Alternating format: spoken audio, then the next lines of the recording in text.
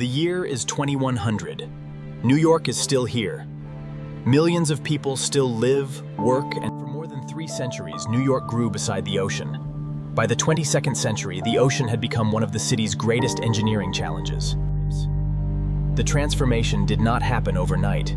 It began with small defenses, new drainage systems, and increasingly then came the storms. Bigger storm surges, heavier rainfall, higher water levels. And every decade, the question became harder to ignore. The problem was not simply rising sea levels. It was what happened when extreme rainfall, storm surge, and high tides arrived at the same time. One solution began to emerge from below. If the surface became increasingly difficult to protect, perhaps part of the city could move underground. The idea was not to bury New York. It was to create a second layer of the city, protected beneath the surface and connected to the world above. Life underground would not necessarily mean darkness. Advanced lighting, ventilation, and vertical gardens could make these spaces feel surprisingly close to the city above. But building beneath one of the world's densest cities would be an engineering challenge unlike anything New York had attempted before. Every meter had to be engineered against groundwater, pressure, shifting soil, and the enormous weight of the city above. The deeper the engineers went, the more complicated the problem became. Above them stood millions of tons of buildings. Every underground district protection from the greatest enemy below the city, water. The underground city could survive only if it could control water faster than water could enter it. Transportation became the heart of the underground city. Fast, automated trains connected neighborhoods without competing for space on the surface. For passengers, the journey felt almost ordinary. The train knew its route, adjusted its speed automatically, and moving people underground was only half the challenge. The city also needed to move everything that kept those people alive. Hospitals were among the first facilities moved deeper into the protected layers. In a major coastal emergency, medical care could not depend on the weather above.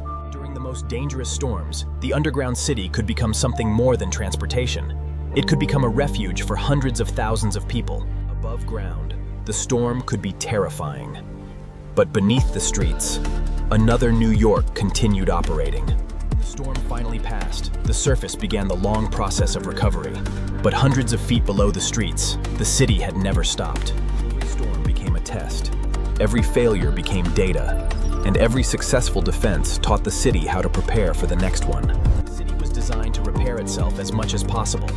When sensors detected damage, robots could reach places too dangerous for humans. Millions of sensors transformed the underground city into a continuously monitored organism, detecting changes long before people could see them. But survival was not enough. If people were going to live below the surface, the underground city would also need beauty, nature, and a sense of daylight. Schools moved underground too, proving that a protected city did not have to become a hidden city. Food production became another critical part of the underground system.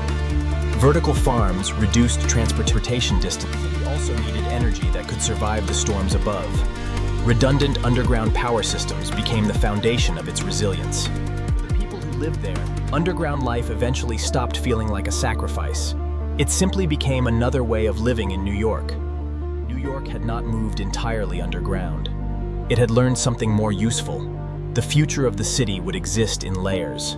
The real transformation was not a city disappearing underground. It was the creation of a vertical city, where every level had a purpose. People could move from a skyscraper roof to an underground railway station in minutes, without ever stepping onto a flooded street. Commerce followed the people underground. Restaurants, stores, and public spaces created an entirely new layer of Manhattan life. The most important design decision was simple. Underground spaces had to feel like streets, not tunnels.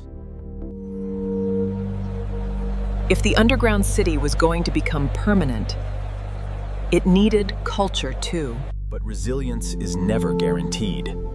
Every protected district still needed a way out if something went wrong below.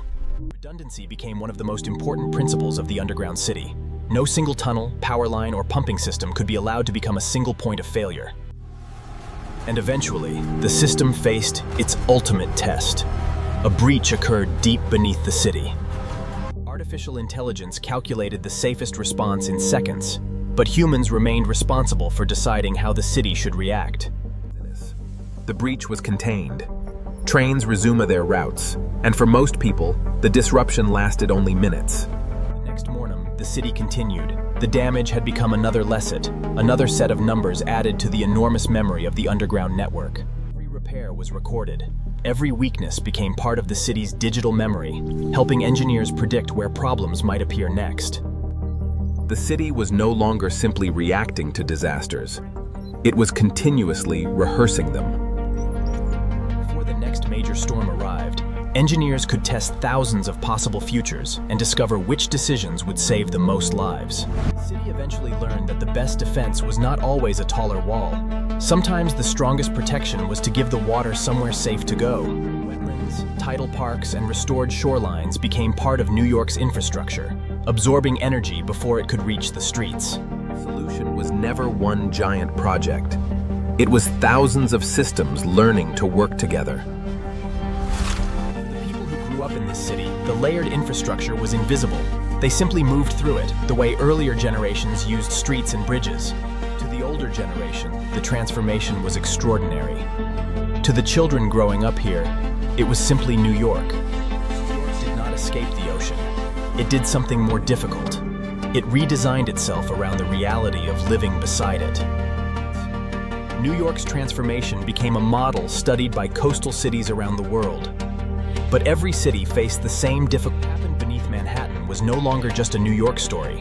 Coastal cities everywhere were being forced to reconsider what it meant to build beside the ocean. The future was no longer designed from drawings alone. Entire cities could be tested against simulated decades of storms before a single foundation was built. Even after the first underground districts were completed, construction never truly stopped. The city continued expanding beneath itself. Eventually, underground living stopped being an emergency solution. It became a choice. Some residents even preferred the underground districts. They were quieter, protected from extreme weather, and connected directly to transportation and essential services. The underground network eventually became faster than the streets above, turning the hidden city into one of the most efficient transportation systems on Earth. Outside, another storm was passing over Manhattan. Inside, life continued almost normally. That protection came at a price. Building a second city beneath one of the world's most valuable cities required enormous amounts of money, energy, and engineering. And that raised the most difficult question of all. Could every city afford to build this way? Or would resilience become a technology existed? The engineering was possible. But another question remained. Who should pay for the city of the future? The debate was no longer only about engineering. It was about fairness, access, and the kind of city people wanted to leave to the next generation. Eventually, the city adopted a simple principle. Resilience could not depend on someone's income or the neighborhood where they lived. New transportation tunnels were paired with housing, public parks, and flood protection, turning climate adaptation into an opportunity to improve everyday life. The Underground Railway became more than a flood shelter. It became public infrastructure, connecting people across the city regardless of where they lived. The same principle applied to energy. The underground network became a protected backbone for power, water, communications, and transportation. During one of the largest blackouts in the city's history, the underground network proved its greatest value. While the surface went dark, critical systems kept operating. The city had discovered something unexpected. Resilience was not simply about surviving floods. It was about keeping civilization functioning when almost anything else failed. By sunrise, the city above began to recover. But the people who had spent the night underground understood that New York had changed forever. New York had not defeated the ocean. It had learned to negotiate with it. And that may be the real future of the world's coastal cities. After decades of construction, adaptation, and painful lessons, the underground city had become something its original designers never imagined, a permanent part of New York. Deep beneath the city, the past was preserved. The old subway tunnels, streets, and infrastructure. Even the tunnels that were no longer needed were not forgotten. Some became parks, museums, and living pieces of the city's history. Beneath New York, engineers discovered something remarkable. The city was not built once. It had been rebuilt layer by layer for centuries. The greatest change was not underground. It was the way New York began to understand its relationship with the water. Instead of trying to keep the ocean away forever, the city learned to control where the water could go and how quickly it could arrive. also became a giant environmental laboratory, continuously measuring the ocean and atmosphere to understand what was coming next. The future could not be predicted perfectly, but with enough data, the city could prepare for many possible futures. The underground city did not replace the surface. It gave New Yorkers another place to live, work, and move when conditions above became difficult. For the generation born in 2100, this layered city would feel completely normal. But their grandparents would remember it. By 2100, the underground network had become so complex that no human could manage it alone. Trains no longer needed drivers to control every movement. They communicated with one another, predicted congestion, and adjusted their routes before delays could begin.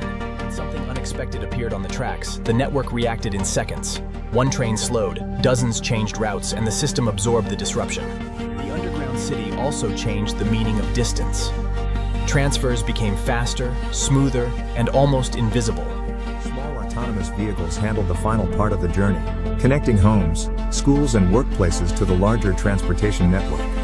Resilience was taught from childhood. Every generation learned that living with environmental risk required preparation, not fear. In the worst emergencies, these spaces could shelter entire neighborhoods for days, keeping essential services running until the surface became safe again.